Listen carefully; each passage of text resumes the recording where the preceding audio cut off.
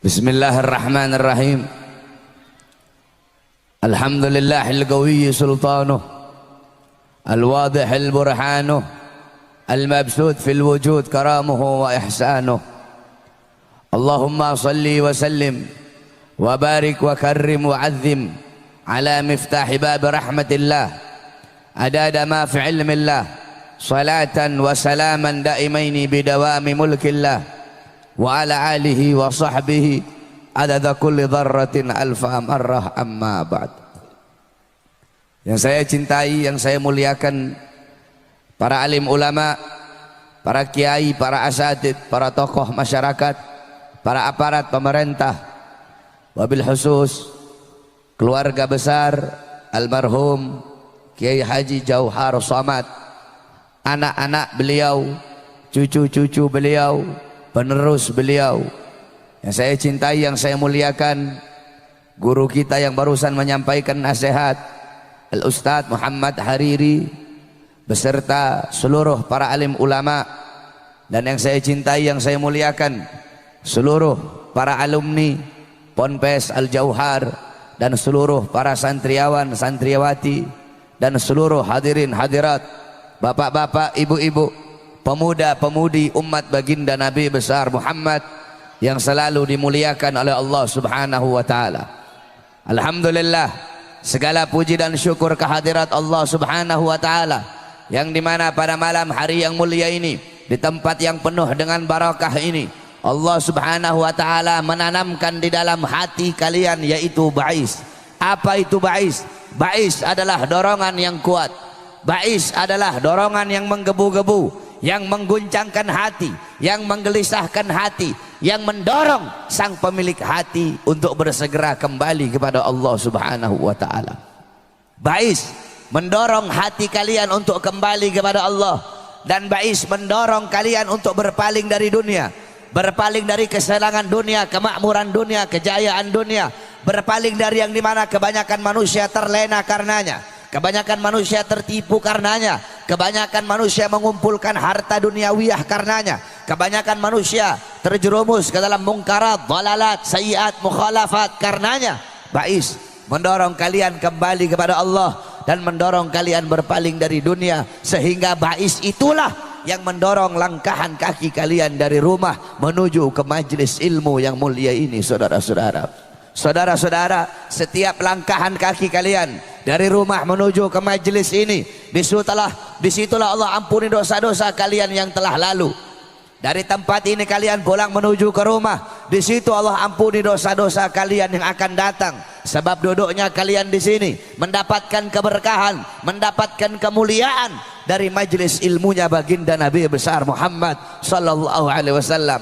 Kalian duduk di majlis yang mulia ini, berkumpul bersama ulama, berkumpul bersama para habaib, berkumpul bersama para kiai, berkumpul bersama orang-orang saleh. Qala Rasul sallallahu alaihi wasallam, man zara aliman faka'annama zarani, man safaha aliman faka'annama safahani, man jalasa aliman faka'annama jalasani fid dunya, faman jalasani fid dunya ajlastuhu ma'i yaumal qiyamah. Berkata Nabi Muhammad sallallahu alaihi wasallam, barang siapa yang berkunjung kepada ulama, barang siapa yang berkunjung kepada orang-orang saleh, barang siapa yang berkunjung kepada para habaib, para kiai, seakan-akan dia berkunjung kepada aku, kata Nabi. Barang siapa yang musafahah, barang siapa yang mencium tangan ulama, mencium tangan para habaib, mencium tangan para kiai, mencium tangan para guru-guru agama, seakan-akan dia mencium tanganku, kata Nabi Muhammad. Saudara-saudara, ada satu cerita yang berkaitan dengan mencium tangan ulama dalam kitab Al-Habib Ali bin Husain Al-Attas, yaitu kitab Tajul Arsh. Di situ dijelaskan, diceritakan oleh beliau bahwasanya dulu di India ada seorang wali besar namanya Habib Muhammad Maulad Danggal Al-Attas. Ini Habib tinggalnya di hutan, tidurnya di atas pohon. Beliau nggak pernah pakai baju, cuma pakai sarung. Saudara-saudara, setiap hari orang-orang Hindu datang ke beliau, datang ke hutan. Mereka pulang dari hutan, mereka semua masuk Islam. Saudara-saudara, Raja Hindu mulai khawatir karena semakin hari semakin banyak rakyatnya yang masuk Islam. Akhirnya Raja Hindu mendatangi Habib Muhammad. Itu raja bilang, Habib, tolong stop, tolong berhenti. Habib ngasih masuk rakyat saya masuk agamanya Habib. Kalau Habib nggak berhenti, besok saya bakal datang ke sini. Saya bawa pasukan gajah yang banyak, bakal saya ratakan ini hutan. Habib Muhammad bilang, silahkan kamu datang, bawa kamu punya pasukan yang banyak. Besoknya itu Raja Hindu bawa pasukan gajah yang banyak, saudara-saudara. Akhirnya Habib Muhammad beliau perintahkan nyamuk-nyamuk yang ada di hutan untuk melawan pasukan gajah Raja Hindu tersebut. Dengan izin Allah, nyamuk-nyamuk yang ada di hutan mengalahkan pasukan gajahnya raja yang gagah perkasa. Ini hal yang tidak masuk di akal, saudara-saudara. Masa mungkin nyamuk bisa bisa mengalahkan, bisa menghancurkan pasukan gajah Hindu tersebut? Yang kamu ambil hikmah dari kisah ini apa? Di sini bukan seberapa besar kekuatan yang kamu miliki, bukan besar atau kecilnya kamu punya kekuatan, tetapi kepada siapa kamu berpihak, saudara-saudara. Walaupun kamu kecil, walaupun kamu tidak punya kekuatan, tetapi kalau kamu berpihak kepada Allah, Allah akan berikan kepada kamu kemenangan. Tetapi walaupun kamu besar, walaupun kamu banyak uang, walaupun kamu punya kekuasaan, tetapi kalau kamu berpihak kepada musuh-musuh Allah, maka Allah akan berikan kepada kamu kehancuran. Singkat cerita, ini Raja Hindu datang ke Habib Muhammad. Dia minta ampun, Habib, saya minta ampun, saya minta maaf Habib, saya janji saya nggak bakal larang rakyat saya untuk masuk agamanya Habib. Tapi satu yang saya minta, tolong jangan Habib paksa saya untuk masuk agamanya Habib. Dan saya janji setiap hari Jumat saya bakal datang ke sini bawakan makanan untuk Habib. Tiap Jumat itu Raja Hindu datang bawa makanan sama Habib Muhammad. Dia cium tangannya Habib Muhammad, dia pulang. Setiap minggu ini raja kafir, ini Raja Hindu mencium tangannya Habib Muhammad. Padahal ini raja bukan orang mukmin, ini raja bukan muslim, tetapi setiap minggu dia mencium tangannya ulama, setiap minggu dia mencium tangannya orang soleh. Singkat cerita, ketika ini raja wafat, ketika ini raja meninggal dunia, orang Hindu itu kalau wafat dibakar jenazahnya, saudara-saudara. Ketika ini raja dibakar jasadnya, ketika ini raja dibakar jenazahnya, seluruh jasadnya hancur terbakar, semua jasadnya hancur jadi abu, kecuali mulut dan tangannya itu raja yang tidak terbakar, saudara-saudara. Kenapa mulut dan tangannya itu raja tidak terbakar? Datang keluarga kerajaan ke Habib Muhammad, mereka nanya, Habib, apa yang terjadi? Ini raja dibakar berkali-kali, semuanya hancur jadi abu, kecuali mulut dan tangan yang tidak terbakar. Kata Habib Muhammad, ya, karena dia setiap minggu datang ke sini mencium tangannya saya. Mulut dan tangannya menyentuh aku punya tangan. Sedangkan aku setiap hari yaktotan dalam keadaan terjaga, aku mencium tangannya baginda Nabi besar Muhammad. Itu Raja Hindu, mulut sama tangannya tidak disentuh oleh api dunia, gara-gara mencium tangannya ulama, mencium tangan orang soleh. Bagaimana dengan kita, hamba-hamba yang beriman kepada Allah dan kepada baginda Nabi besar Muhammad sallallahu alaihi wasallam? Mencium tangan ulama seakan-akan mencium tanganku, kata Nabi. Dan barang siapa yang duduk dengan ulama, duduk dengan para habaib, duduk dengan para kiai, duduk dengan para asatid, di majelis-majelis ilmu, di majelis zikir, di pondok pesantren, di masjid-masjid, di musola-musola, engkau duduk bersama ulama, seakan-akan duduk denganku di dunia, kata Nabi. Dan barang siapa yang duduk denganku di dunia, kelak di yaumil kiamah akan aku dudukkan dia bersamaku. Saudara-saudara, orang-orang yang beruntung di akhirat, orang-orang yang berbahagia di akhirat, bukanlah orang-orang yang hanya datang sekedar bawa pahala sholat, hanya datang sekedar bawa pahala puasa, hanya datang sekedar bawa pahala zakat. Bukan. Orang-orang yang beruntung di akhirat adalah orang-orang yang kedua matanya dihalalkan oleh Allah untuk memandang wajah indah baginda Sayyidina Muhammad. Orang-orang yang beruntung di akhirat, orang-orang yang hidungnya dihalalkan oleh Allah untuk mencium wanginya jasad baginda Nabi besar Muhammad. Kelak di akhirat, saya dan kalian, kita tidak bisa berkumpul dengan Nabi, tidak bisa memandang wajah Nabi, tidak bisa mencium wanginya jasad Nabi, kalau di dunia kita jauh dari majelis-majelis Nabi Muhammad. Kenapa? kadar kedekatan kamu dengan Nabi di akhirat itu menurut kadar kedekatan kamu di dunia dari majelis-majelis seperti ini. Jarak jauh dekatnya kamu dengan Nabi di akhirat menurut jarak jauh dekatnya kamu di dunia dari majelis-majelis seperti ini. Kalau di dunia kamu dekat dengan majelis ilmu, dekat dengan majelis zikir, dekat dengan ulama, dekat dengan kiai, dekat dengan habaib, tidak diragukan di akhirat kamu pun akan dekat dengan Nabi Muhammad. Tapi kalau di dunia kamu jauh dari ulama, jauh dari kiai, jauh dari habaib, jauh dari masjid, jauh dari Quran, jauh dari syariat, jauh dari sunnah, jauh dari majelis-majelis ilmu, tidak diragukan di akhirat kamu pun akan jauh dari baginda Nabi besar Muhammad. Kenapa?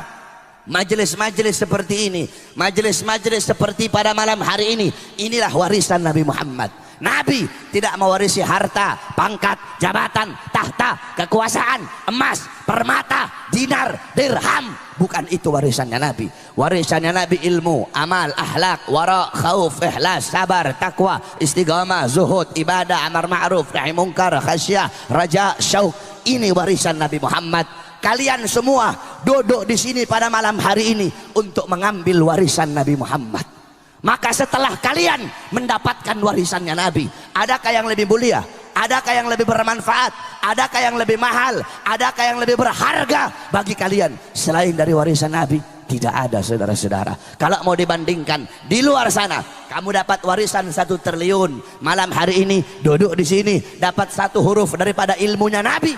Bagi kalian duduk di sini mendapatkan 1 huruf ilmunya Nabi, itu lebih mahal, lebih berharga, lebih bermanfaat daripada di luar sana mendapatkan warisan 1 triliun yang malah hanya akan menyusahkan dan menyulitkan kehidupan kamu di dunia dan akhirat. Maka bersyukur kalian pada malam hari ini kita duduk berkumpul di sini dalam rangka haul daripada Kiai Haji Jauhar Somad. Kita duduk di sini mengenang setiap tahun daripada Kiai Haji Jauhar Somad. Saudara-saudara sekalian yang dimuliakan oleh Allah Subhanahu wa taala, kalian duduk di sini dalam rangka haul. Mungkin kita sudah sering haul. Di Jakarta banyak haul. Tiap tahun diadakan haul para habaib. Ada haul Habib Husin bin Abu Bakar Ali Idrus luar Batang. Ada haul Habib Ali bin Abdurrahman Al-Habsyi Kuitang. Ada haul Habib Hasan bin Muhammad Al-Haddad Priuk. Ada haul Habib Kunjung di Empang Bogor. Ada haul Al-Habib Abdullah bin Muhsin Al-Attas Keramat Empang. Banyak haul. Apa itu haul? Saudara-saudara, haul itu ada 3 arti. Haul yang pertama artinya daya, upaya. La haula wala, tidak ada daya upaya. Haul yang kedua artinya sekeliling. Alladzi barakna haulahu, yang kami berkahi sekelilingnya. Haul yang ketiga artinya 1 tahun. Kita duduk di sini dalam rangka setiap 1 tahun untuk mengenang orang soleh, untuk mengenang orang yang dihauli tersebut. Kamu duduk di majelis ini untuk mengenang beliau Kiai Haji Jauhar. Kamu duduk di sini dibacakan manakib beliau, dibacakan kisah hidup beliau, bagaimana ilmu beliau, amal beliau, warak beliau, khauf beliau, khasyah beliau, zuhudnya beliau, ibadahnya beliau, qanaahnya beliau, agar kamu bisa mengambil ibrah, agar kamu bisa mengambil iktibar, agar kamu bisa mengambil intifa, agar kamu bisa mengambil lubab daripada kisah hidup orang soleh tersebut. Makanya namanya haul itu hanya untuk orang soleh. Haul hanya untuk orang-orang soleh, hanya untuk orang-orang soleh. Tidak ada orang semasa hidupnya mabok sampai mati masih mabok terus mati dihauli, tidak ada itu. Pezina, melacur, seumur hidupnya dia melacur sampai mati dalam keadaan melacur, matinya dihauli, tidak ada itu, saudara-saudara. Haul hanya untuk orang soleh, yang dimana dengan kita merayakan haul daripada orang soleh itu, kita bisa mengambil manfaat, mengambil pelajaran, mengambil hikmah daripada kisah hidup orang soleh tersebut. Loh Beb, ngapain Beb kita ngambil pelajaran dari orang yang udah mati? Orang udah mati kok Beb, ngapain kita harus ngambil pelajaran? Al-Imam Abdullah ibn Mubarak beliau berkata, yahtajul insan ila ziyarati mayubkihi wa idza lam yajidhu fil ahya ittala'a ala suratihi fil amwat. Manusia, kita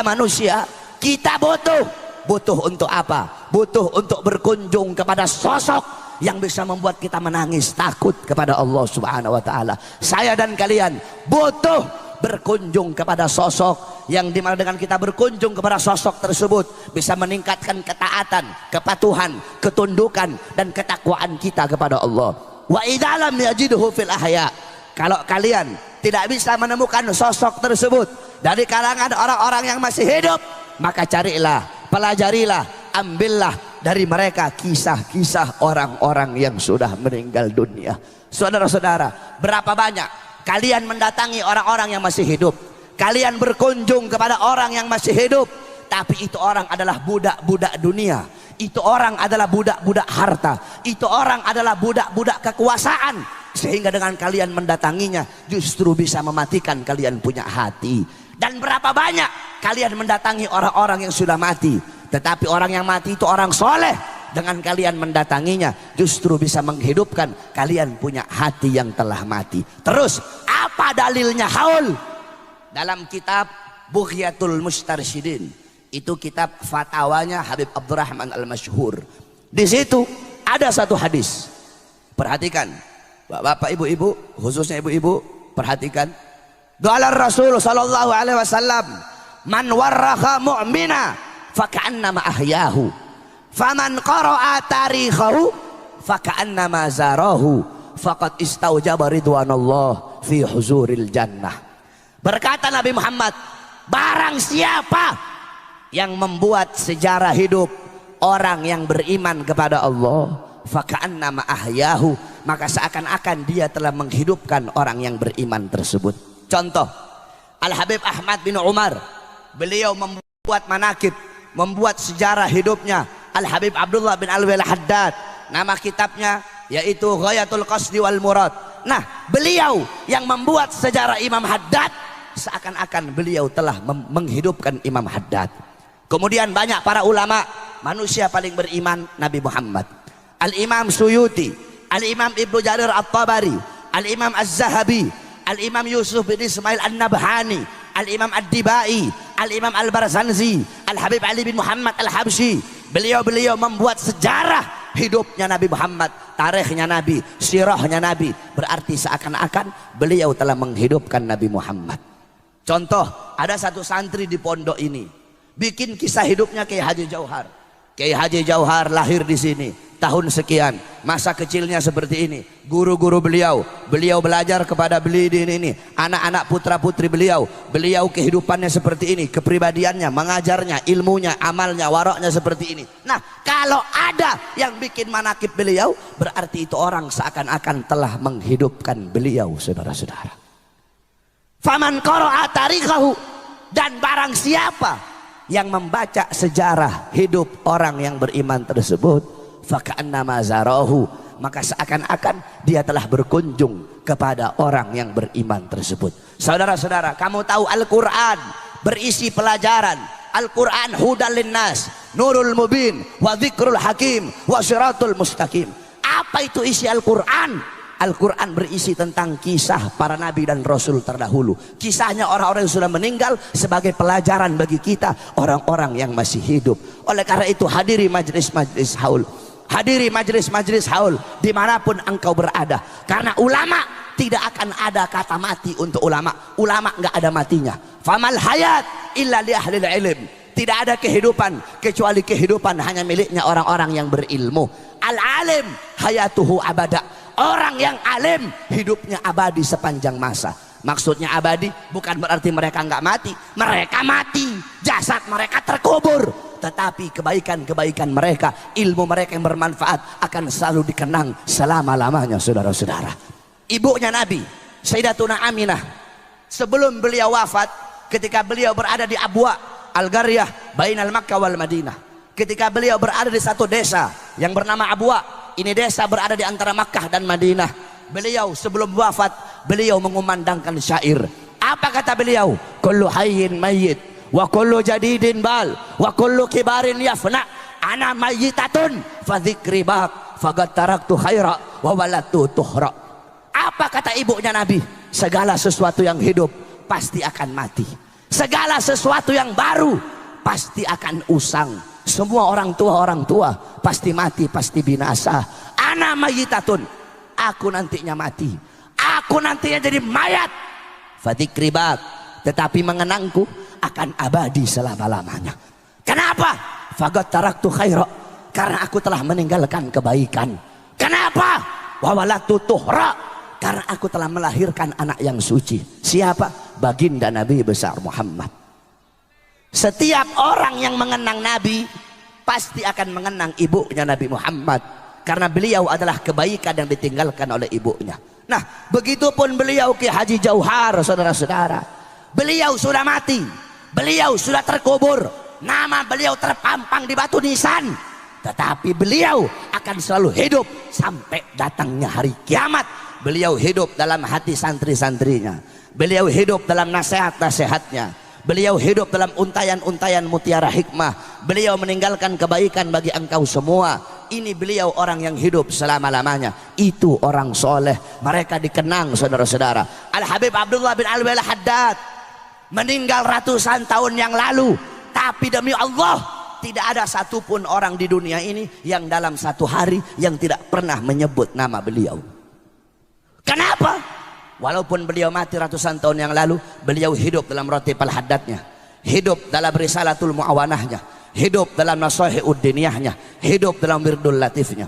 Al-Habib Umar bin Abdurrahman Al-Attas meninggal ratusan tahun yang lalu. Sampai detik ini dan sampai kiamat beliau hidup dalam Ratib Al-Attasnya, hidup dalam kitab Al-Kirtasnya. Al-Imam Ghazali meninggal ratusan tahun, ribuan tahun yang lalu. Sampai detik ini dan sampai kiamat beliau hidup di dalam Ihya Ulumuddinnya, dalam Minhajul Abidinnya, dalam Bidayatul Hidayahnya, dalam Niyarul Ilmnya, dalam Mukasyafatul Qulubnya. Al-Imam Asy-Syaikh Abil Hasan Asy-Syadzili meninggal ratusan tahun yang lalu. Sampai detik ini dan sampai kiamat nanti beliau hidup dalam Hizbul Bahar Hizbun Nasornya, hidup dalam Mafakhirul Aliyahnya, hidup dalam Sirrul Jalil fi Khawasi Hasbunallah wa ni'mal wakilnya. Ini para ulama, ini orang-orang soleh yang meninggalkan kebaikan. Walaupun mereka wafat ratusan ribuan tahun yang lalu, mereka akan selalu dikenang selama-lamanya. Beda dengan kita, saudara-saudara. Kita budak-budak dunia, kita orang-orang yang cinta dunia. Kita hanya bagaikan debu. Debu itu lewat rame, nanti hilang, tidak ada asarnya, tidak ada bekasnya. Tahu asar? Asar yakni baqiyat lisyai'. Asar itu adalah sisa dari sesuatu. Itu orang-orang soleh. Mereka menyisahkan kebaikan-kebaikan untuk kita. Oleh karena itu jangan kamu jauh dari ulama, jangan kamu jauh dari orang-orang soleh, jangan kamu jauh dari para habaib, jangan kamu jauh dari para kiai. Man tasyabbaha biqaumin fahuwa minhum. Barang siapa yang menyerupai suatu kaum, maka dia sama dengan kaum tersebut. Kalau engkau mengikuti para ulama, mengikuti orang-orang soleh, menyerupai mereka, mengambil ilmu amal mereka, mereka dimuliakan, kamu pun akan dimuliakan oleh Allah Subhanahu wa ta'ala. Mahbubal mahbub mahbub, wa muhibbal mahbub mahbub. Orang-orang yang dicintai oleh orang-orang yang dicintai oleh Allah, orang-orang itu akan dicintai oleh Allah. Al-Habib Ali bin Muhammad Al-Habsyi, beliau berkata, fasa' fima sa'au washrab ma'al gaum mahum ala yahbuk rabbak mithla ma qad habahum. Ikuti beliau orang-orang soleh, kata Habib Ali. Ikuti beliau para ulama, kamu ambil amalan-amalan mereka para salaf. Walaupun kita nggak bisa mengikuti sepenuhnya, saya dan kalian, kita orang awam, kita nggak bisa mengikuti amalan para salaf sepenuhnya, nggak bisa. Bagaimana mungkin kamu bisa mengikuti amalan beliau-beliau? Mau tahu amalan beliau-beliau? Mugaddam Tsani Al-Habib Abdurrahman As-Saggaf di umur 7 tahun, umur 7 tahun mengkhatamkan Al-Quran dalam 1 rakaat sholatnya. Bisa? Hah? Bisa kamu? Beliau Mugaddam Tsani la yanam 33 sanatan la lailan wala naharan. Beliau tidak tidur, ibu-ibu. 33 tahun nggak tidur. Ditanya Habib, kenapa 33 tahun nggak tidur? Apa jawab beliau? Bagaimana mungkin saya bisa tidur? Setiap saya melihat ke kanan, saya melihat sorga. Setiap saya melihat ke kiri, saya melihat neraka. Ketika saya melihat ke atas, saya melihat arasnya Allah Subhanahu wa ta'ala. Fakhril wujud Asy-Syaikh Abu Bakar bin Salim 40 tahun sholat subuh dengan wudu isya. Selama 40 tahun sholat subuh dengan wudu isya. Bisa kamu ikuti itu? Kalau ibu-ibu, bapak-bapak, kita sholat subuh pakai wudu duhur, kesiangan subuhnya. Itu amalan mereka. Al-Imam Muhammad Maulad Dawilah 15 tahun sholat subuh dengan wudu isya. Al-Habib Muhammad ibn Ali Maula Aidid bainal maghrib wal isya yaqra 3,000 marrah min suratil al-ikhlas. Habib Muhammad bin Ali Maula Aidid antara waktu maghrib dan isya beliau habiskan membaca al-ikhlas 3.000 kali. Al-Habib Abdullah bin Husain bin Tahir satu kali duduk beliau membaca la ilaha illallah 25.000 kali, ya Allah 25.000 kali, salawat kepada Nabi 25.000 kali. Al-Habib Abu Bakar bin Abdullah Al-Attas satu kali duduk baca Yasin 90.000 kali. Bapak-bapak, ibu-ibu baca Yasin paling banyak 40 kali bolak-balik waktu ziarah itu kalau ada maunya, biar rumah laku, biar hajat diterima sama Allah, baru baca Yasin 40 kali bolak-balik. Itu amalan mereka. Al-Habib Ahmad Al-Muhdar beliau menggali kuburnya sendiri, beliau duduk di kubur yang beliau gali, beliau mengkhatamkan Al-Quran sampai 9.000 kali khatam sampai beliau mati. Al-Habib Ahmad bin Muhsin Al-Haddar beliau gali kubur, beliau masuk ke kubur itu yang beliau gali, beliau khatamkan Quran 6.666 kali khatam sampai beliau mati. Al-Habib Abdullah bin Alwi Al-Haddad Sahibur Ratib di umur 3 tahun kena penyakit cacar. Umur 3 tahun kena penyakit cacar yang menyebabkan kedua mata beliau buta. Tetapi butanya beliau tidak menghalangi beliau untuk menuntut ilmunya Allah. Sampai-sampai di umur 7 tahun beliau hafal Al-Quran. Dalam keadaan buta, umur 7 tahun hafal Quran.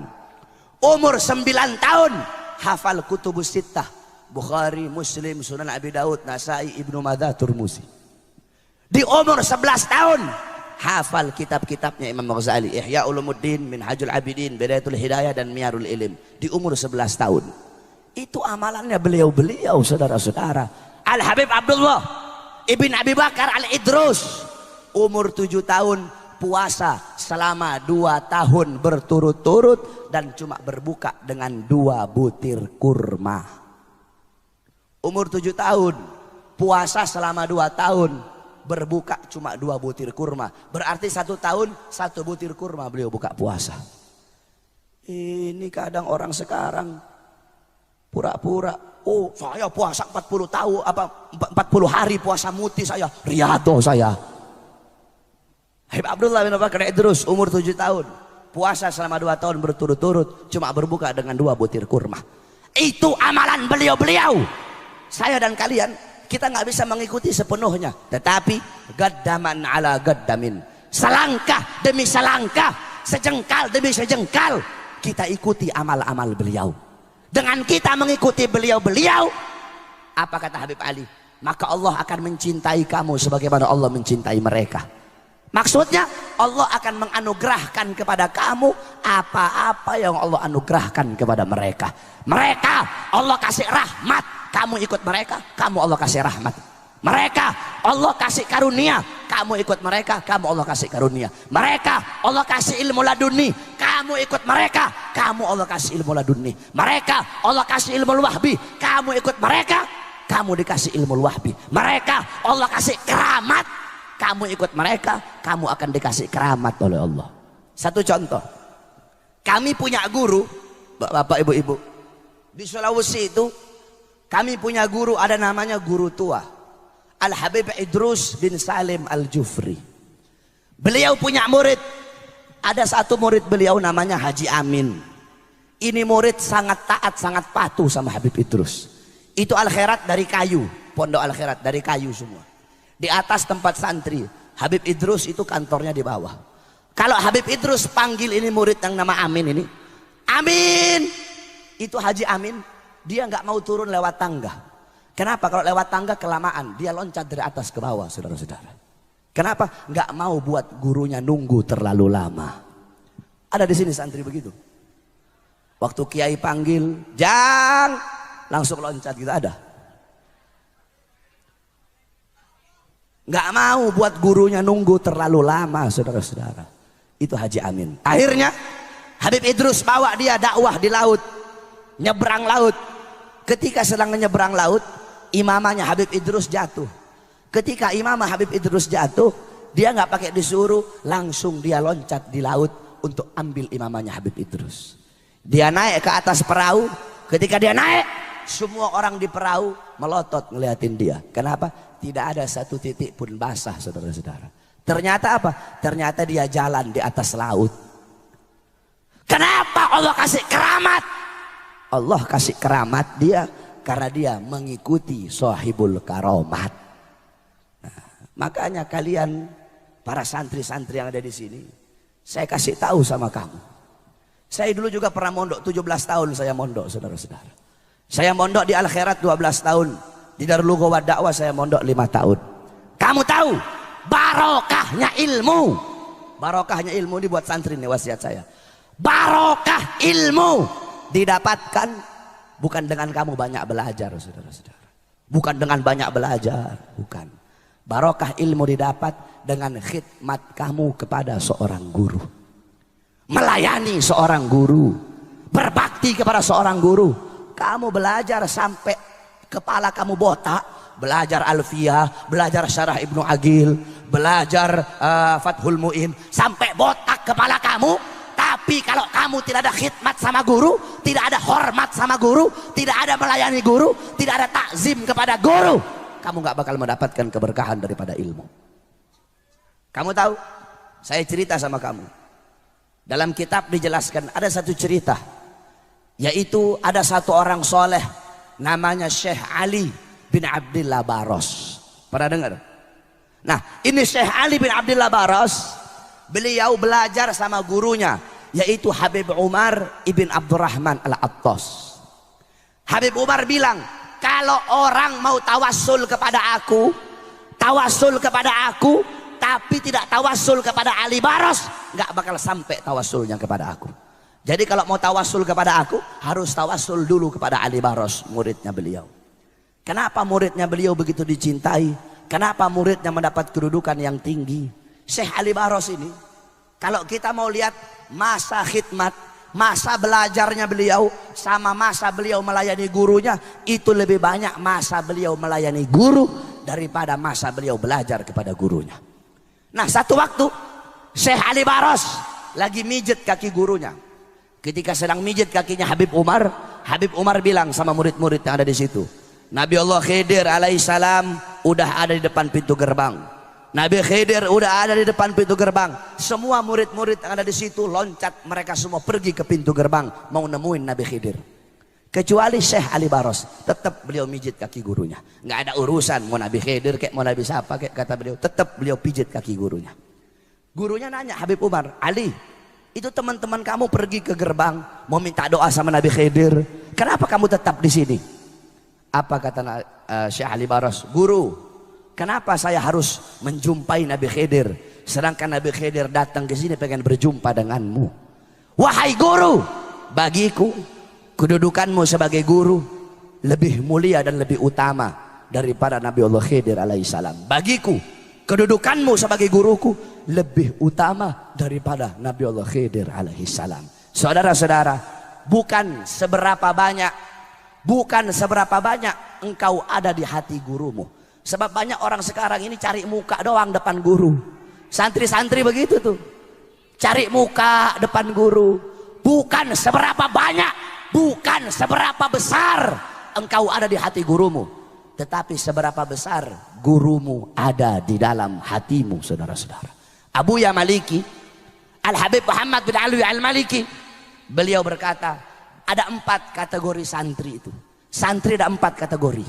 Kata beliau, pertama, santri yang pandai, santri yang zaka, santri yang pinter, yang satir, yang alim, santri yang pinter, kemudian melayani gurunya, khidmat kepada gurunya. Ini golongan pertama. Golongan kedua, ada santri yang pinter tapi tidak melayani gurunya. Golongan ketiga, ada santri yang bodoh melayani gurunya. Golongan yang keempat, ada santri udah goblok, udah bodoh, tidak mau khidmat kepada guru. Nah, dari 4 ini yang paling utama yang pertama, pinter melayani guru. Dari 4 ini yang paling hina yang keempat, udah goblok, lapar goblok, kenyang goblok, tidak khidmat kepada gurunya. Kau tahu para santri, kalian para santri, ridhonya kalian Allah menyembunyikan 3 keridhaan. Pertama, keridhaan seorang anak Allah letakkan melalui keridhaan orang tuanya. Kedua, keridhaan kepada seorang istri Allah letakkan meridhoi keridhaan suaminya. Ketiga, keridhaan Allah kepada seorang santri melalui keridhaan gurunya. Ada satu cerita tentang ketaatan seorang santri kepada gurunya. Syekh Abu Bakar bin Salim, beliau punya murid Syekh Babakhromah namanya. Satu waktu Syekh Babakhromah mau belajar sama Syekh Bakar bin Salim. Kata Syekh Bakar bin Salim, kalau kamu mau belajar sama saya tes dulu.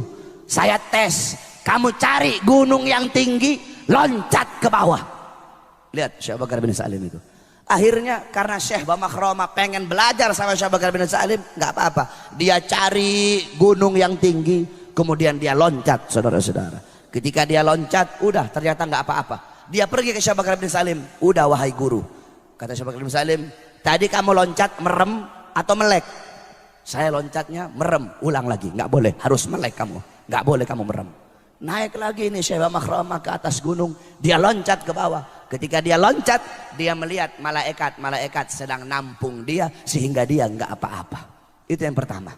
Yang kedua kata Syekh Bakar bin Salim, kamu pergi ke masjid. Ketika orang-orang sholat ngadep kiblat, kamu sholat membelakangi kiblat. Kata Syekh Bakar bin Salim. Beliau ngetes ini murid yang mau belajar sama beliau. Jadi udah orang-orang sholat ngadep kiblat, beliau sholat ngadepnya begini membelakangi kiblat.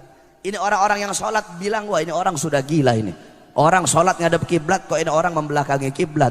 Ketika sholat, dia sholat membelakangi kiblat. Ketika dia sholat, dia gemetar, saudara-saudara. Kenapa? Dia lihat ada Ka'bah di depannya dia. Nah, yang ketiga ini yang paling berat. Kata Syekh Bakar bin Salim, kamu pergi ke Aden. Di Aden ada satu wali, namanya Habib Abu Bakar Al-Adni. Kamu pergi ke sana, kamu hina dia. Wah, ini paling berat ini. Akhirnya udah dia menjalani perintah gurunya, dia pergi ke Aden. Dia bilang, wah Habib Abu Bakar lagi duduk sama murid-murid. Kalau saya hina depan murid-muridnya, habis saya dihabisin sama murid-muridnya. Nah Habib Abu Bakar kan wali, jadi walaupun dari jauh Habib Abu Bakar bisa dengar apa yang saya bilang. Ngomong dia dari jauh, ya Habib, setinggi-tingginya ilmumu, lebih tinggi ilmu guruku Syekh Abu Bakar bin Salim. Habib Abu Bakar berdiri, saudara-saudara, ditunjuk ini murid tadi sama Habib Bakar. Itu dari tangannya Habib Abu Bakar keluar api.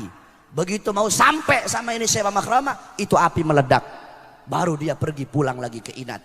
Ketika dia pulang ke Inat, dia bilang, guru, saya sudah jalani semua perintahnya kamu. Kata Syekh Abu Bakar bin Salim, sekarang aku terima kamu menjadi muridku. Nah ini Syekh Babakhromah lihat tangannya Syekh Bakar bin Salim gosong. Ini beliau tanya, guru kenapa tanganmu gosong? Iya, tadi aku menangkis apinya Al Habib Abu Bakar Al-Adni. Kalau aku nggak tangkis, kamu sudah mati saat itu juga. Lihat bagaimana ketaatan seorang murid kepada gurunya. Ini enggak murid sekarang banyak di TV-TV itu. Kalau dipukul sama gurunya, ngadu sama orang tuanya. Datang orang tuanya laporin gurunya ke polisi. Kalau ada santri kayak begitu, itu santri goblok. Orang tuanya juga goblok, saudara-saudara. Santri dulu, kalau dipukul sama guru, ngadu ke orang tuanya nggak datang nemuin gurunya, anaknya yang diinjek-injek. Kamu kenapa, salah apa kamu sampai guru kamu pukul kamu? Saya bikin pondok salaf Tajul Alawiyin. Itu kalau ada santri baru, saya bilang sama orang tua santri, kau punya anak, kalau mondok di tempat saya bukan lagi anaknya kamu. Kalau dia mondok tempat saya, dia anaknya saya, bukan anaknya kamu. Kecuali kalau dia pulang ke rumah, dia anaknya kamu. Jadi mau saya apain ke anaknya kamu, itu urusan saya sebagai orang tuanya dia di sini. Kalau saya pukul dia, kamu mau lapor polisi atau mau macam-macam, atau mau coba-coba macam-macam sama saya, kamu yang orang tuanya yang saya injak-injak. Kalau saya, jangan ditiru tapi itu. Nah saudara-saudara sekalian, kamu tahu takzir dari seorang guru, hukuman di sini banyak orang tua santri. Hukuman dari seorang guru itu bukan hukuman kebencian, bukan guru itu benci. Takzir dari seorang guru itu adalah pukulan kasih sayang. Oh kamu tahu dulu saya di pondok bandelnya minta ampun. Bandelnya saya, oh minta ampun dulu di pondok. Berantem setiap hari, bawa kabur santri perempuan. Pondoknya jauh, tapi pondoknya jauh. Bandel tiap hari dipukul pakai rotan, tiap hari dipukul. Tetapi santri yang paling nakal di pondok itu yang paling diperhatiin sama gurunya. Kenapa? Tiap hari didoain, ya Allah, mudah-mudahan si Bahar ini jadi dapat hidayah, mudah-mudahan si Bahar ini jadi orang pinter, mudah-mudahan si Bahar ini jadi orang baik. Kenapa sih kok nakal banget? Dapat hidayah kamu? Coba tanya sama guru-guru di sini. Yang paling banyak didoain santri yang pinter apa santri yang goblok? Yang goblok yang paling banyak didoain. Santri yang paling banyak didoain, santri yang nakal itu yang paling dikenal. Sampai-sampai kita kalau lagi ketemu alumni nih, alumni ketemu nih, itu guru yang dulu taklim, yang dulu di pondok pendiam, guru nggak kenal sama dia. Ketika Bahar bin Semit ini yang dulu nakal di pondok ini, guru langsung tahu sama murid yang nakal. Kenapa? Diperhatiin, terus didoain sama guru. Jadi kalian para orang tua, anak-anak kalian ketika ada di sini bukan milik kalian lagi, tetapi sepenuhnya milik guru-guru yang mengajar di sini. Insya Allah para murid-murid yang ada di sini semuanya mendapatkan ilmu yang bermanfaat. Amin ya rabbal alamin. Yang terakhir saudara-saudara, ini bulan Rajab, bulan yang penuh dengan kemuliaan. Ini syahrullah, ini adalah bulannya Allah subhanahu wa ta'ala. Ini syahrul istighfar, ini adalah bulan yang dimana kamu dianjurkan memperbanyak minta ampun kepada Allah. Di bulan-bulan yang lain ada pengampunan Allah, tetapi di bulan Rajab pengampunan Allah lebih besar daripada bulan-bulan yang lain. Maka basahi lidah kamu dengan membaca istighfar, dengan minta ampun kepada Allah subhanahu wa ta'ala. Jangan kamu merasa dapat jadi orang, kamu berjalan di muka bumi Allah petentang-petenteng pagi siang sore malam suka berbuat dosa, tapi nggak mau minta ampun kepada Allah. Siapa kamu saudara-saudara? Siapa saya? Saya ahli maksiat, kamu juga ahli maksiat. Nggak usah kita munafik-munafikan. Saya suka berbuat dosa, kamu juga suka berbuat dosa. Kenapa kita tidak mau berminta ampun kepada Allah? Kenapa kita nggak mau beristighfar kepada Allah? Takut kamu kepada Allah subhanahu wa ta'ala. Pagi siang sore malam kita berbuat dosa, tapi berjalan di muka bumi Allah petentang-petenteng kayak jagoan.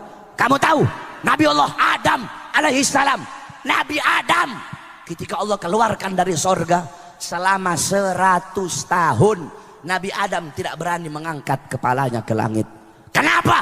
Malu kepada Allah karena berbuat satu kesalahan.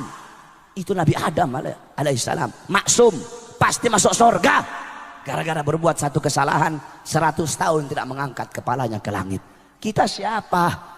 Kok tiap hari berbuat dosa tapi jalan di muka bumi Allah petentang-petenteng? Kamu tahu dikatakan laukana dumu'a ahlil arad jumi'at lakana dumu'a Daud akthar walau kana dumu'a ahlil arad jumi'at wa laukana dumu'a ahlil arad wa dumu'a Daud jumi'at lakana dumu'a Adam akthar. Andaikan seluruh air mata penduduk bumi dikumpulkan jadi satu, lebih banyak air yang dikeluarkan oleh Nabi Allah Daud alaihissalam. Dan andaikan seluruh air mata penduduk bumi dan air mata Nabi Daud dikumpulkan jadi satu, lebih banyak air mata yang dikeluarkan oleh Nabi Allah Adam alaihissalam, saking takutnya kepada Allah subhanahu wa ta'ala. Takut kamu saudara-saudara. Ada sebuah syair yang membuat Imam Ahmad bin Hanbal menangis. Idza magalani rabbi amastahyaita ta'sini wa tukhfi dambi an khalqi wa bil isyani ta'tini. Bagaimana kalau Allah bertanya kepada aku? Bagaimana kalau Allah tanya sama kalian satu persatu? Amastahyaita ta'sini, hei fulan, apakah kamu nggak malu berbuat dosa kepada aku? Hei Bahar, kamu nggak malu berbuat dosa kepada aku? Wahai Bahar, kamu nggak malu melacur? Kamu nggak malu minum khamr? Kamu nggak malu berbuat dosa? Ya fulan, ya fulan, ya fulan, ya fulan, ya fulan. Ditunjuk kamu punya nama satu persatu oleh Allah subhanahu wa ta'ala. Amastahyaita ta'sini, kamu nggak malu berbuat dosa kepada aku? Kamu makan dari rezekiku, kamu tinggal di muka bumiku, kenapa sanggup kamu melawan aku? Kata Allah subhanahu wa ta'ala.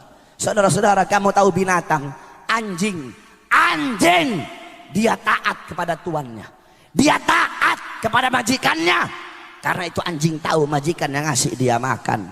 Kita manusia yang berakal Kita tahu Allah yang ngasih kita makan, Allah yang ngasih kita rezeki. Kamu tinggal di muka bumi Allah, tetapi tidak ada ketaatan dan kepatuhan kamu kepada Allah. Saya dan kalian, kita lebih anjing dari anjing, saudara-saudara.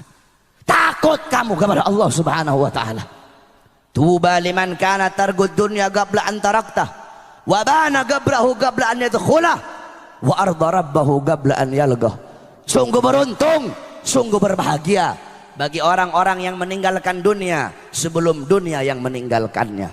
Apa maksudnya? Tinggalkan maksiat, mungkarat, dhalalat, sayyiat. Tinggalkan perkara-perkara yang memutuskan hubunganmu dengan Allah. Tinggalkan perkara-perkara yang memutuskan hubunganmu dengan Nabi Muhammad sebelum dunia yang meninggalkanmu, sebelum kamu mati, saudara-saudara. Saya mati, kamu mati. Kullu nafsin dha'iqatul maut, kullu man 'alaiha fan. Segala sesuatu yang bernyawa mati, yang berada di atas bumi pasti akan binasa. Yang tua mati, yang muda mati, yang kaya mati, yang miskin mati, yang lapar mati, yang kenyang mati. Syarat mati tidak harus tua. Oh, saya masih muda, maksiat aja dulu, masih muda. Mabok aja dulu, masih muda. Ngapain pakai jilbab, pakai rok mini aja dulu, masih muda. Entar aja kalau udah tua baru pakai jilbab, masih muda. Nongkrong aja dulu, masih muda. Narkoba aja dulu. Memangnya syarat mati itu harus tua? Tidak, saudara-saudara. Syarat mati nggak harus tua. Yang tua mati, yang muda mati. Kematian datang tanpa pemberitahuan. Saya tanya sama ibu-ibu, kalau ibu-ibu tahu besok mati, apa yang ibu-ibu lakukan? Apakah malam ini ibu-ibu bakal tidur? Ibu bakal makan? Ibu bakal nongkrong? Kalau kamu tahu besok kamu mati, malam ini kamu bakal sholat, kamu bakal banyak istighfar, kamu bakal tobat, kamu bakal baca Quran. Kenapa panjang angan-angan kamu bahwasanya kamu masih hidup sampai esok hari? Beribadalah kamu seakan-akan kamu akan mati besok. Wabana gabrahu qabla an yadkhulah. Sungguh beruntung bagi orang-orang yang membangun kubur sebelum mereka memasukinya. Maksudnya membangun kubur yaitu menyiapkan bekal-bekal untuk kamu bawa dalam kubur. Dunia tempat menanam, akhirat tempat memanen. Kalau di dunia kamu menanam sesuatu yang baik, di akhirat kamu pun akan memanen sesuatu yang baik. Wa arda rabbahu qabla an yalqah. Dan sungguh beruntung bagi orang-orang yang ridha kepada Tuhannya sebelum mereka berjumpa dengan Tuhannya. Ridha kepada Allah sebelum kelak di akhirat akan berjumpa dengan Allah. Saya dan kalian, kita semua bakal berjumpa dengan Allah. Kedua mata kamu mengadu kepada Allah, mulut kamu mengadu, kedua tangan kamu mengadu, kemaluan kamu mengadu, kedua kaki kamu mengadu kepada Allah subhanahu wa ta'ala. Allah tanya satu persatu, setiap hamba ditanya, setiap pemimpin dimintai pertanggungjawaban atas yang dipimpin. Satu persatu ditanya oleh Allah. Pada hari itu Allah subhanahu wa ta'ala sangat-sangat murka pada hari itu. Semua menundukkan kepala, bahkan Nabi Muhammad menundukkan kepala pada saat itu. Allah tidak main-main, Allah tidak buta, Allah tidak tuli. Allah tahu hal-hal sekecil apapun dosa yang kamu sembunyikan, Allah subhanahu wa ta'ala tahu, saudara-saudara. Semua ditanya satu persatu oleh Allah. Ulama, pejabat, orang tua, semuanya dimintai pertanggungjawaban oleh Allah subhanahu wa ta'ala. Pertama, Allah bertanya kepada para ulama. Pertama, Allah bertanya kepada para kiai, para ustadz, para habaib. Dikumpulkan satu persatu, ditanya oleh Allah subhanahu wa ta'ala. Wahai para ustadz, wahai para kiai, wahai para habaib, sudahkah kalian menghidupkan Islam? Sudahkah kalian menghidupkan dakwah? Sudahkah kalian menghidupkan agama? Sudahkah kalian ikhlas? Sudahkah kalian insaf? Sudahkah kalian jadikan aku sebagai tujuan kalian? Atau sebaliknya, kalian bukan menghidupkan Islam, tapi kalian cari hidup dalam Islam. Kalian bukan menghidupkan dakwah, kalian cari hidup dalam dakwah. Kalian bukan menghidupkan agama, kalian cari hidup dalam agama. Dakwah, agama, Islam kalian jadikan untuk memuaskan isi perut kalian, untuk memuaskan hawa nafsu syaitan kalian, kata Allah subhanahu wa ta'ala. Ditunjuk, oh kata Allah, ini nih ustadznya Ahok nih, ini nih kiai yang dulu dukung-dukung Ahok nih, ini nih kiai-kiai yang jadi anjing-anjingnya pejabat ini kiai-kiai yang berdiri depan pintu, sudah berdiri depan pintu penguasa dengan harapan sebagian daripada harta mereka, sehingga yang halal mereka bilang haram, yang haram engkau bilang halal, yang hak engkau bilang batil, yang batil engkau bilang hak, kata Allah. Kamu kera-kera bersorban, kamu ustadz jahanam, Kamu kiai bangsat, kata Allah Subhanahu wa taala. Oh, ini nih kiai ngaku NU tapi bela Ahok nih, kata Allah. NU yang lurus nggak bakal pilih Ahok, saudara-saudara. NU yang lurus tidak bakal bela Ahok. Kalau ada ustadz atau kiai ngaku NU bela Ahok, itu bukan Nahdlatul Ulama, nasi uduk itu, saudara-saudara. Ustadz kiai NU yang lurus, yang bener-bener NU, nggak bakal bela Ahok. Si Nusron Wahid, si monyong satu itu, goblok itu, bawa-bawa Quran, bawa-bawa dalil, pakai wallahu alimun bimuradi, wallahu alimun bimuradi, goblok. Kamu nggak ngerti ayat muhkam, kamu nggak ngerti ayat mutasyabihat. Ada ayat muhkam, ada ayat mutasyabihat. Kalau ayat-ayat mutasyabihat, wallahu alimun bimuradi, kaf ha ya ain sad, wallahu alimun bimuradi, maksudnya dikembalikan kepada Allah. Kalau ayat-ayat mutasyabihat, para mufassir memakai metode tafwid, tafwid ba'da ta'wil ijmali, yaitu mereka memakai metode tafwid. Mereka mengeluarkan maksud-maksud dhahiriyah daripada ayat tersebut. Allah duduk di arsy. Mereka keluarkan, mereka buang makna dhahir dan mengembalikan makna yang dimaksud kepada Allah Subhanahu wa taala. Ini Al-Maidah 51 bukan ayat mutasyabihat, ini ayat muhkam, goblok. Katanya santri, katanya ustadz, tapi kok goblok? Kebanyakan makan uang Cina, kebanyakan makan uang pejabat, kebanyakan makan duit haram, otaknya jadi goblok. Saya nggak heran kalau ada orang Cina, orang Kristen bela Ahok, saya nggak heran. Kalau kata santri huwa humahum, nggak heran. Yang saya heran kalau ada orang Islam bela Ahok, itu yang saya heran. Kalau ada orang Islam mati-matian bela Ahok, berarti itu orang lebih bangsat dari Ahok, saudara-saudara. Apalagi ada ustadz, ada kiai pakai sorban bela Ahok, jual dalil. Kalau ada ustadz kiai bela Ahok, itu ustadz, itu kiai lebih bajingan dari Ahok, saudara-saudara. Kenapa? Ahok ini musuh nyata. Nah, ini kera-kera bersorban ini yang ngebela Ahok, ini musuh-musuh dalam selimut ini, saudara-saudara. Kamu tahu, andaikan saudara-saudara, ini ustadz-ustadz yang bela Ahok nih, andaikan nih Ahok dan sekutunya menang nih, yang bakal diusir, yang bakal diusir, dibunuh duluan ini ustadz-ustadz yang didukung dia. Kenapa? Bangsa kamu sendiri aja kamu khianati, apalagi kita, kata Ahok. Rakyat kamu sendiri aja kamu khianati, apalagi kita, kata Ahok.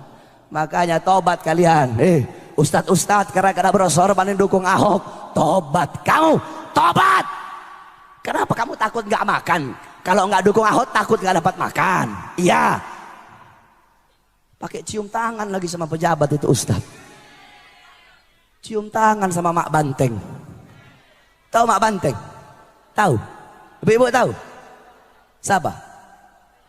Gak usah takut, siapa? Megawati. Ngapain takut-takut? Gak usah takut-takut.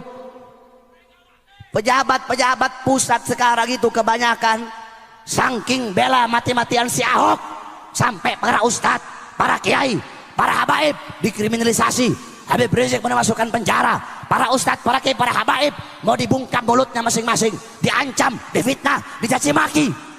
Disangkanya kami para habaib takut kali. Hei pejabat, hei aparat, kami para habaib, kami bukan pecundang, kami bukan penakut, kami tidak akan pernah mundur walaupun satu langkah. Di dalam tubuhnya kami mengalir darah keberanian, dalam tubuh kami mengalir darah-darah pejuang.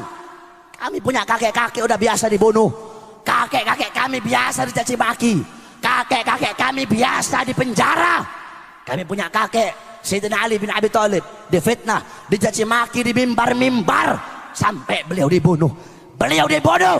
Kenapa beliau dibunuh? Beliau dibunuh karena beliau dengan lantang menyuarakan kebenaran melawan para pejabat-pejabat yang zalim, saudara-saudara. Kami punya datuk Sayyidina Hasan bin Ali, beliau wafat diracun. Diracun. Kenapa beliau mati diracun? Beliau mati diracun, beliau dibunuh karena beliau dengan lantang menyuarakan kebenaran melawan para pemerintah yang zalim. Kami punya kakek Sayyidina Husain bin Ali, Husain bin Fatimah binti Rasulullah. Beliau wafat dibunuh, dipenggal kepalanya, saudara-saudara. Terpisah kepala dengan jasadnya. Kenapa beliau dibunuh? Beliau dibunuh karena beliau dengan lantang menyuarakan kebenaran melawan para pemerintah yang zalim. Darah-darah beliau mengalir di dalam tubuhnya kami para habaib. Maka kami akan tetap tegak berdiri menantang segala macam kezaliman. Kami tidak akan tunduk. Kami tidak akan tunduk kepada maksiat, tidak akan tunduk kepada mungkarat, tidak akan tunduk kepada dolalat, tidak akan tunduk kepada sayyiat, tidak akan tunduk kepada mukhalafat. Semakin kalian bungkam mulut kami, semakin kalian bungkam mulut kami akan semakin meneriakkan kebenaran, saudara-saudara. Jikalau kalian maju satu langkah untuk melawan para ulama kami, maju satu langkah untuk melawan para kiai kami, maju satu langkah untuk melawan para habaib kami, maka kami umat Islam, kami para santri maju 1000 langkah untuk melawan kalian. Allahu Akbar. Jangan macam-macam kamu sama santri sama ulama. Indonesia, tanah Indonesia telah dicuci dengan darah para ulama, dicuci dengan darah para santri, dicuci dengan darah para pahlawan. Kalian duduk petentang-petenteng ngambil manisnya doang, pakai sok-sokan lagi memusuhin para ulama. Jangan sombong sama pangkat kamu. Jokowi, jangan sombong sama pangkat. Megawati, jangan sombong sama pangkat. Tito, jangan sombong sama pangkat dan jabatan kamu. Di atas kalian ada Allah. Jokowi di akhirat dipites kayak kutu sama Allah Subhanahu wa taala. Jangan pangkat sama jabatan, tahta dan kekuasaan. Jadilah kalian pejabat-pejabat yang baik. Tanah Indonesia telah dicuci dengan darah para ulama, darah para syuhada. Kalau bukan para ulama, kalau bukan para santri, kalau bukan karena para pahlawan, tidak akan terbuka gerbang kemerdekaan Indonesia, saudara-saudara. Jadi kalau kita mau ngelawan Ahok nih, kita lawan Ahok, kita tuh nanti dibilang, oh itu ekstrim itu, oh itu intoleran, gak toleran itu, itu radikal itu. Semua yang lawan Ahok dibilang radikal, semua yang lawan Ahok dibilang gak toleran. Jadi yang toleran cuma Ahok saja. Yang toleran itu Ahok, yang toleran itu pendukung-pendukung Ahok. Itu yang toleran kata mereka. Hei, kurang toleran apa kami? Yang gak toleran itu Ahok, yang telah menistakan Al-Quran. Itu yang tidak toleran, bukan kami yang gak toleran. Kurang toleran apa coba? Kalau waktu hari raya Nyepi kemarin, polisi bikin spanduk, yang tidak nyepi hormati yang nyepi. Iya betul, kami hormati umat Hindu yang beribadah nyepi. Waktu Natal, yang tidak Natal hormati yang Natal. Iya betul, kami hormati umat Kristen yang tidak Natal. Kalau bulan puasa, otaknya polisi kebalik, jadi goblok. Bikin spanduk, apa spanduknya? Yang puasa hormati yang tidak puasa. Kok jadi kebalik, goblok? Jadi kita terus ya yang toleran ya. Kurang toleran apa umat Islam? Tapi insya Allah polisi di sini polisi baik semua. Tadi polisinya ngawal Habib, ngawal Kiai, mudah-mudahan jadi polisi baik. Jangan ikutin tuh polisi-polisi di Jakarta tuh, banyak yang goblok tuh. Polisi sini jangan ikutin polisi-polisi di sana. Saudara-saudara sekalian yang dimuliakan oleh Allah Subhanahu wa taala. Khairul umara alladhi yasduru bi ijtihadil ulama. Sebaik-baiknya pejabat, sebagus-bagusnya pejabat adalah pejabat-pejabat yang bersandar kepada pendapatnya para ulama. Ini pejabat yang bagus, ini pejabat yang baik. Kalau datang ke ulama, cinta ke ulama, ini baru pejabat bagus, ini baru pejabat baik. Jangan jadi pejabat kayak bangsat, ngemusuhin ulama, ngemusuhin kiai, ngemusuhin habaib. Hanya gara-gara bela seekor babi Ahok, sampai-sampai ulamanya dimusuhi, habaibnya dimusuhi, kiainya dimusuhi. Oleh karena itu hadirin sekalian yang dimuliakan oleh Allah Subhanahu wa taala, jaga ulama kalian, jaga habaib kalian, jaga kiai kalian. Bangun kalian, gumu, hei bangun kamu, bangun kalian, gum ya asadullah, bangun wahai singa Allah Subhanahu wa taala, gumu lidinikum, bangun kalian untuk agama kalian, gumu li ulamaikum, bangunlah kalian untuk ulama kalian, gumu li kitabikum, bangun kalian untuk Al-Quran kalian. Cukup sudah selama ini kalian tertidur. Bangun wahai para santri, bangun wahai para pemuda Islam, bangun kalian, musuh kalian di depan mata kalian. Cukup sudah selama ini kalian tertidur. Allah menolong agama ini melalui tangan-tangan kalian, wahai para santri, wahai para singa-singa Badar, wahai para singa-singa Hunain. Bangun kalian, bangun wahai penerus Umar bin Khattab, bangun wahai penerus Ali bin Abi Thalib, bangun wahai penerus Talha bin Ubaidillah, bangun wahai penerus Amr bin Yasir, bangun kalian wahai para putri-putri, bangun wahai penerus Khadijatul Kubra, bangun wahai penerus Asma binti Abi Bakar, bangun kalian wahai penerus Khansa, bangun wahai penerus Sumayyah, bangun wahai penerus Ummu Sulaim, bangunlah kalian wahai para penerus-penerus wanita-wanita Islam, wahai penerus pemuda-pemuda Islam, bangun kalian wahai penerus Salahuddin Al-Ayyubi, wahai penerus Muhammad ibn Wasi, bangun untuk agama kalian. Berjuang kalian di belakang para habaib, di belakang para kiai. Insya Allah Allah berikan kemenangan kepada umat Islam, Allah berikan kemenangan kepada para habaib, Allah berikan kemenangan kepada para kiai, Allah berikan kemenangan kepada para santri, Allah berikan kemenangan kepada bangsa Indonesia. Semoga Allah hancurkan musuh-musuh negara, Allah hancurkan musuh-musuh bangsa, Allah hancurkan pengkhianat rakyat, Allah hancurkan musuh-musuh negara, Allah hancurkan musuh-musuh agama. Semoga Allah hancurkan pejabat-pejabat yang lebih berpihak kepada konglomerat dan menyengsarakan rakyat. Semoga Allah hancurkan mereka. Amin, amin ya rabbal alamin. Yang terakhir, wasiat saya untuk para santri, khususnya alumni, hendaklah selalu bersama kalian, berpedomanlah kalian selain Al-Quran dan hadis, berpedomanlah kalian kepada kitab Ihya Ulumuddin Al-Imam Ghazali. Selalu kalian berpegang teguh kepada itu kitab Ihya Ulumuddin. Manhajnya kami para habaib, kami punya thariqah Ba'alawi, zahiruha Ghazaliyah wa batinuha Syadiliyah. Kami tidak pernah melepaskan diri daripada kitab Ihya Ulumuddin Al-Imam Ghazali.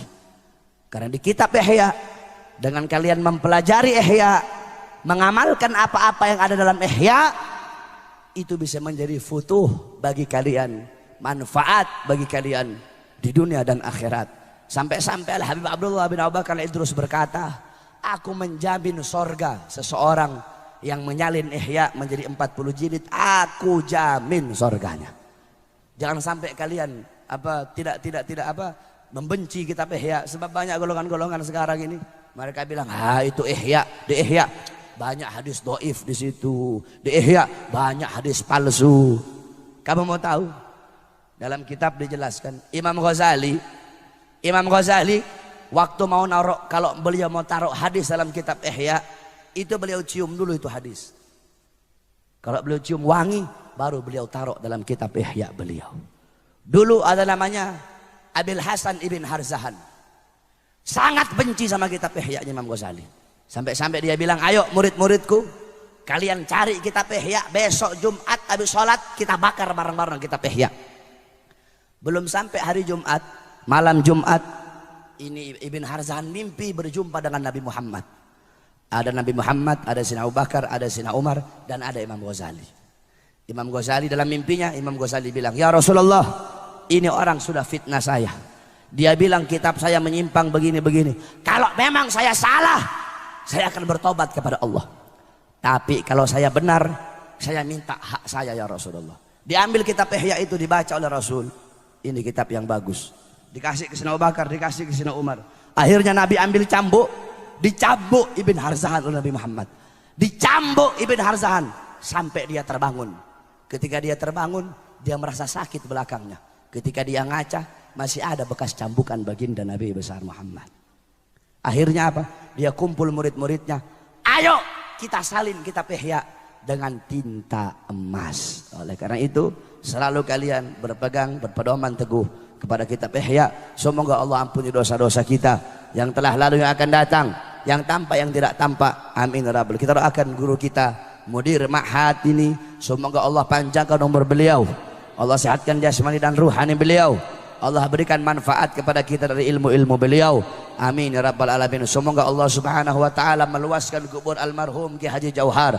Allah luaskan kuburnya, Allah subhanahu wa ta'ala terangi kuburnya, Allah bangkitkan kita kelak di yaumil ba'ats bersama beliau di bawah bendera baginda Nabi besar Muhammad sallallahu alaihi wasallam. Amin. Amin ya rabbal alamin. Bismillahirrahmanirrahim. Bismillah babuna, tabarak hitanuna, yasin sakfuna, kaf hay ain sad kifayatuna, hamim ain sin kaf himayatuna, fasayakfikahumullah wa huwa samiul alim, wa fasayakfikahumullah samiul alim, fasayakfikahumullah samiul alim. Sidu arsimah sebelun alaina wa ila Allah nadharatun ilaina bihawli yaqdiru alaina wallahu min warahim muhit bal huwa akrun amalin fil lahin mahfud fallahu khairun hafidhun rahmanur rahimin. Inna wadallahi ladunna nazal kitab wa salihin hasbi Allah wa la ilaha illa huwa rabbul arsyil azim la hawla wa la quwwata illa billahil azim wa sallallahu ala sayyidina Muhammadin wa ala sahbihi wa sallam. Alhamdulillahi rabbil alamin wal afu minkum wassalamu alaikum warahmatullahi wabarakatuh.